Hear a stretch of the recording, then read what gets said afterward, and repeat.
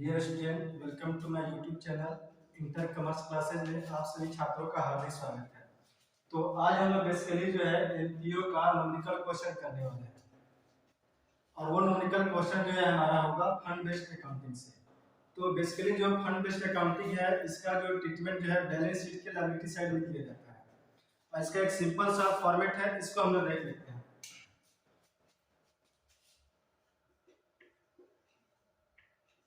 यहाँ पे लिखा जाएगा फंड और इसके साथ प्लस कर दिया जाएगा amount received for the fund या related to fund, यानी वो अमाउंट जो फंड से रिलेटेड है ना, या फंड के लिए फिर से रिसीव हुआ है उसको हम लोग प्लस कर देंगे और प्लस करने के बाद जो अमाउंट यहाँ पर आएगा उसमें से हमें लेस करना होता है expenses related to fund,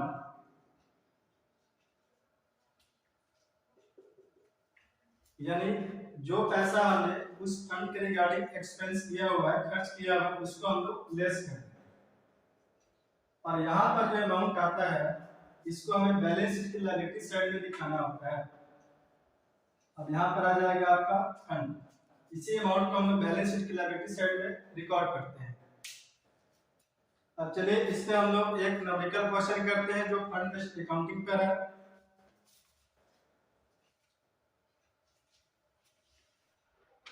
तो चलिए अब शुरू करते हैं फंड बेस्ड अकाउंटिंग का न्यूमेरिकल क्वेश्चन। इसमें हमने क्वेश्चन नंबर 1 को कवर किया है, टूर्नामेंट फंड से रिगार्डिंग जो है यहाँ पर रिसीप्ट और एक्सपेंसेस दिया हुआ है और टूर्नामेंट फंड भी दिया हुआ है। तो चलिए क्वेश्चन स्टार्ट करते हैं क्वेश्चन नंबर 1 से। यहाँ पे दिया हुआ है टूर्नामेंट फंड जो है वो 30,000 रुपए का है। तो सबसे पहले आप लिख दीजिए टूर्नामेंट फंड 30,000 रुपए। टूर्नामेंट फंड और यहाँ पर अमाउंट का एक कॉलम बना दीजिए सिंपल सा। टूर्नामेंट फंड पहले से दिया हुआ है 30,000 रुपए और इसके रिगार्डिंग जो भी जो है रिसीव हुआ है या इससे रिलेटेड जो भी इनकम है उसको यहाँ पर प्लस कर दिया जाएगा। तो यहाँ पे दिया हुआ है टूर्नामेंट रिसीव 15,000 रुपए। टूर्नामेंट रिसिप्ट यानी टूर्नामेंट के रिगार्डिंग जो है हमें कुछ पैसा रिसीव हुआ है और वो अमाउंट 15,000 रुपए है, उसको यहाँ पर सिंपली प्लस कर दिया जाएगा और इन दोनों अमाउंट को प्लस कर दीजिए। यह हो गया 45,000 यानी 45,000 रुपए और इसमें से हमें सिंपली जो है जो हमने टूर्नामेंट फंड के रिगार्डिंग जो भी हमने एक्सपेंस किया है, खर्च किया है, उसको यहाँ से माइनस कर दिया जाएगा। तो यहाँ टूर्नामेंट एक्सपेंस 10,000 रुपए दिया हुआ है, इसको हम यहाँ से माइनस करते हैं।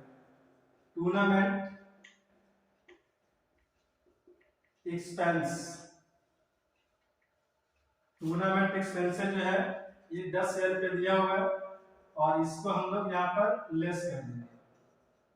तो यहाँ पर हमारा टूर्नामेंट फंड का जो बैलेंस आ गया, ये बैलेंस हमारा आ गया 35,000, यानी यहाँ पे हम हमारा जो बैलेंस है ये बैलेंस हमारा आ गया end of the accounting year, ये है 35,000। अब इसका ट्रीटमेंट हम लोग जो है बैलेंस शीट में कैसे करेंगे, यानी फाइनेंशियल स्टेटमेंट में कैसे इसको करेंगे। तो सिंपल एक है, आप बैलेंस शीट बना लीजिए। यहां आप लिख दीजिए बैलेंस शीट एज ऑन, और यहाँ पे जो डेट होगा वो डेट होगा क्लोजिंग डेट, यानी फाइनेंशियल ईयर का जो क्लोजिंग डेट होगा वो डेट यहाँ पे रिकॉर्ड कर दिया जाएगा। इस क्वेश्चन डेट नहीं दिया हुआ है तो सिंपली आप यह डिटेल कर दीजिएगा। और बैलेंस शीट के लायबिलिटी साइड यह होता है आपका लायबिलिटी साइड और यहाँ पर अमाउंट और यहाँ लिख दीजिए आप सिंपली जो है एसेट्स और ये जो है अमाउंट का कॉलम हो गया। तो सिंपली इसको जो है बैलेंस शीट में रिकॉर्ड कैसे करना है, यानी फाइनेंशियल स्टेटमेंट में इसको कैसे रिकॉर्ड करना है। तो सबसे पहले आप यहाँ पे लिख दीजिए टूर्नामेंट फंड, यानी टूर्नामेंट फंड यानी टीएफ का यहाँ पे मतलब होगा टूर्नामेंट फंड। तो कितना दिया होगा 30,000 रुपए। और इसके साथ आप ऐड कर दीजिए टूर्नामेंट फंड रिसिप्ट TFR, यानी इसका मतलब होगा टूर्नामेंट फंड रिसिप्ट। तो ये जो है 15,000 रुपये दिया हुआ है, और यहाँ से आप लेस कर दीजिए टूर्नामेंट एक्सपेंस, यानी PE का यहाँ पे मतलब होगा टूर्नामेंट एक्सपेंस, और ये आपको दिया हुआ है 10,000 रुपये। इसको लेस करने के बाद हमारा बैलेंस आ रहा है 35,000। और इस क्वेश्चन में आपको यही पूछा गया था कि अगर कोई फंड दिया हो और उसका रिसिप्ट दिया हो, है, और इसके साथ टूर्नामेंट एक्सपेंस दिया हो, तो इसको हम लोग बैलेंस शीट में फाइनेंशियल स्टेटमेंट कैसे रिकॉर्ड करते हैं।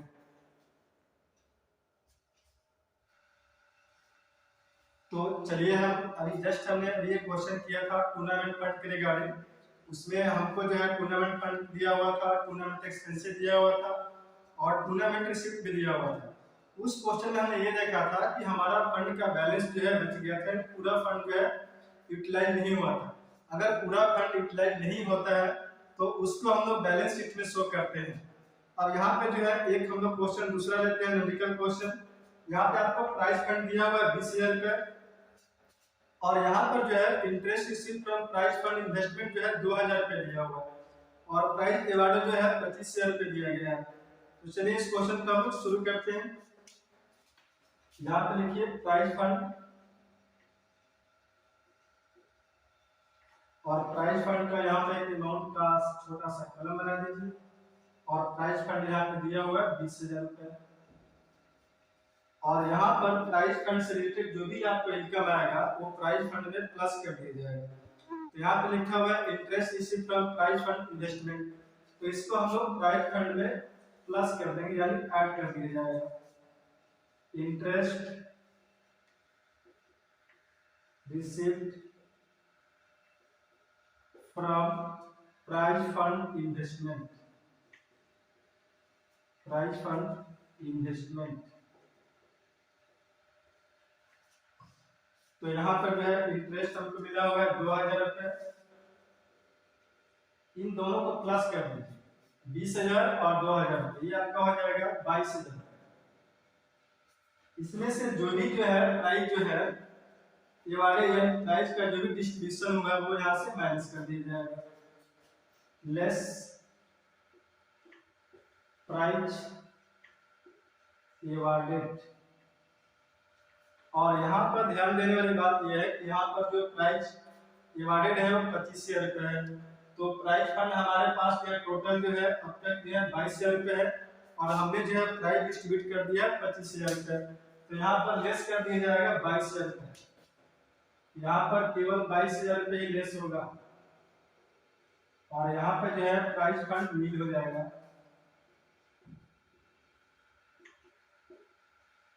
प्राइस फंड का बैलेंस कितना हो गया, नील।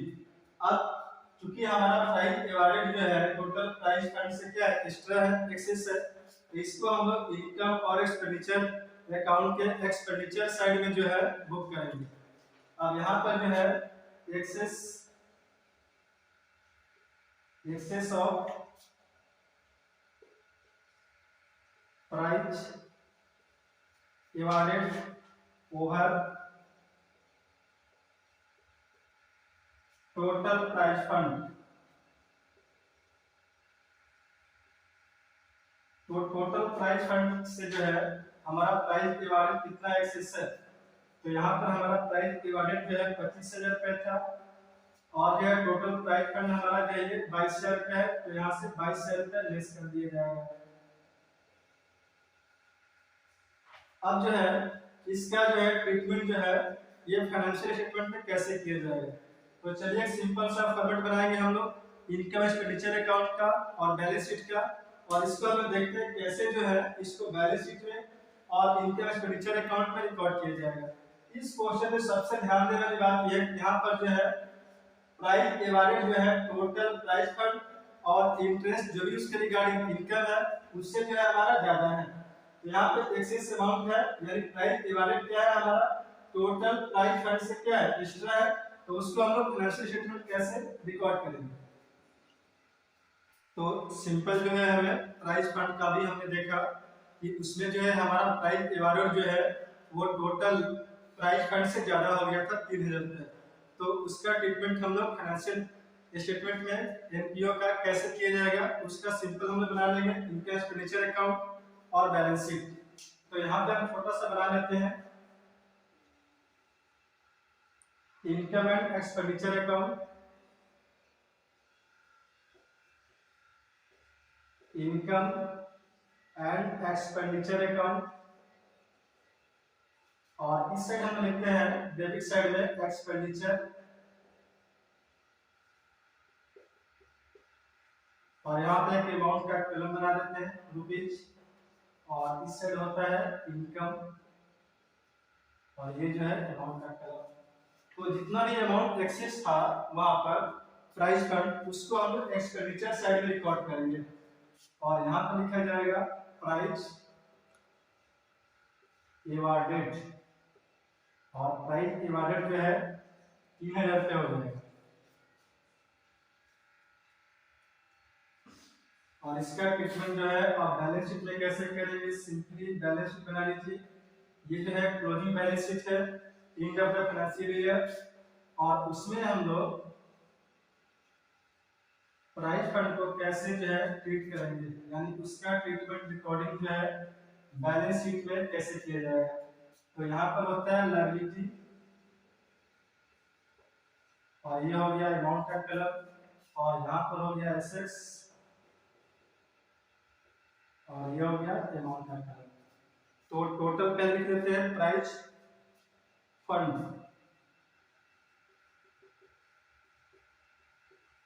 प्राइस फंड यहाँ पे दिया हुआ है आपको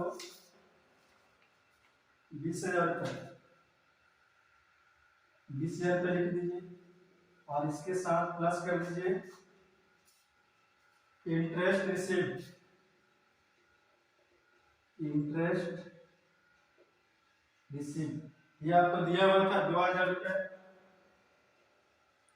और यहां से लेस कर दिया जाएगा प्राइस एवार्डेड। तो यहाँ पे ध्यान दीजिएगा टोटल जो हमारा प्राइस फंड हो रहा है 22,000 रुपये हो रहा है, और प्राइस टोटल एवार्डेड जो है हमने प्राइस का वितरण किया 25,000 रुपये का। तो कभी भी जो है टोटल प्राइस फंड से जो है प्राइस का एक्सपेंस ज्यादा नहीं हो सकता है। अगर ज्यादा है तो उसका ट्रीटमेंट जो है इनकम एक्सपेंडिचर अकाउंट के एक्सपेंडिचर साइड में किया जाएगा। यहाँ पर हमें केवल 22,000 रुपये माइनस करना है, यहाँ पे आप सिंपली माइनस कर दीजिए प्राइस एवार्डेड 22,000 रुपये, और प्राइस फंड का बैलेंस जो है बैलेंस शीट में नहीं जाएगा। तो अभी हमने किया था प्राइस फंड के रिगार्डिंग, प्राइस फंड का एडजस्टमेंट जो है हमने सीख लिया कि अगर जो है प्राइस एवार्डेड अगर ज्यादा दिया हो प्राइस फंड से तो उसका ट्रीटमेंट जो है बैलेंस शीट में कैसे करना है। अब एक बहुत ही रोचक जो है कहानी है कॉमर्स के रिगार्डिंग, जो गांव में लोग कहते हैं, आइए आपको हम सुनाते हैं।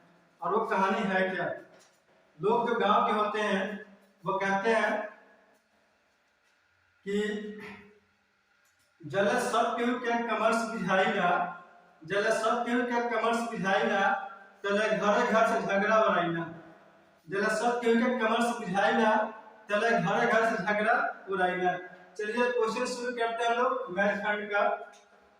तो क्वेश्चन नंबर जो 3 है, यहाँ पर दिया हुआ मैच फंड 10,000 रुपये, और मैच फंड इन्वेस्टमेंट दिया हुआ है 10,000 रुपये, interest receive from match fund investment जो है 1,000 रुपये दिया हुआ है, और मैच एक्सपेंसेस जो है 4,000 रुपये दिया हुआ है। तो चलिए इस क्वेश्चन को हम लोग शुरू करते हैं। तो पहले हम देखेंगे मैच फंड, मैच फंड, और यहाँ पर जो भी मैच फंड के रिगार्डिंग जो अमाउंट दिया हुआ है उसको हम रिकॉर्ड कर लेते हैं, और वो 10,000 रुपये दिया हुआ है, मैच फंड 10,000 रुपये, और इसके साथ हम लोग प्लस कर देंगे जो भी मैच फंड से रिलेटेड इनकम होगा या फिर से मैच फंड रिसीव हुआ होगा तो उसको मैच फंड में प्लस कर दिया जाएगा। तो इस क्वेश्चन में दिया हुआ है interest receive from match fund investment 1,000 रुपये, तो यहाँ पर 1,000 रुपये प्लस कर दिया जाएगा interest receive from match fund investment, match fund investment. अब इसके रिगार्डिंग जो भी हमने एक्सपेंस किया होगा उसको हम लोग माइनस कर देंगे, पहले इसको हम लोग प्लस कर देते हैं। तो टोटल हमारा मैच फंड हो गया 11,000 रुपये, और इसमें से मैच से रिलेटेड जो भी हमने एक्सपेंस किया होगा उस पे यहाँ पर लेस कर दिया जाएगा। यहाँ लेस हो जाएगा मैच एक्सपेंसेस, मैच एक्सपेंसेस, ये आपको 4,000 रुपये दिया होगा, तो यहाँ से सिंपली 4,000 रुपये माइनस कर दिया जाएगा, तो बैलेंस हो जाएगा 7,000 रुपये। और यही बैलेंस जो है बैलेंस शीट के लायबिलिटी साइड में रिकॉर्ड किया जाएगा। यहाँ पे लिख देते हैं हम लोग मैच फंड। और यहाँ पे एक बात ध्यान दीजिएगा आप लोग, जो मैच फंड होता है वो लायबिलिटी होता है, और मैच फंड जो होता है वो हमारा एसेट्स होता है, एनपीओ का एसेट्स होता है। और इसको हम लोग जो है बैलेंस शीट में कैसे रिकॉर्ड करेंगे, एक सिंपल सा बैलेंस शीट बना लीजिए आप। ये बैलेंस शीट जो है ये क्लोजिंग बैलेंस शीट है, बैलेंस शीट एज ऑन। यहाँ पे जो डेट होता है वो फाइनेंशियल ईयर का जो जिसके एंड होता है वो डेट यहाँ पे रिकॉर्ड किया जाता है। और यहाँ पे हो जाएगा लायबिलिटी,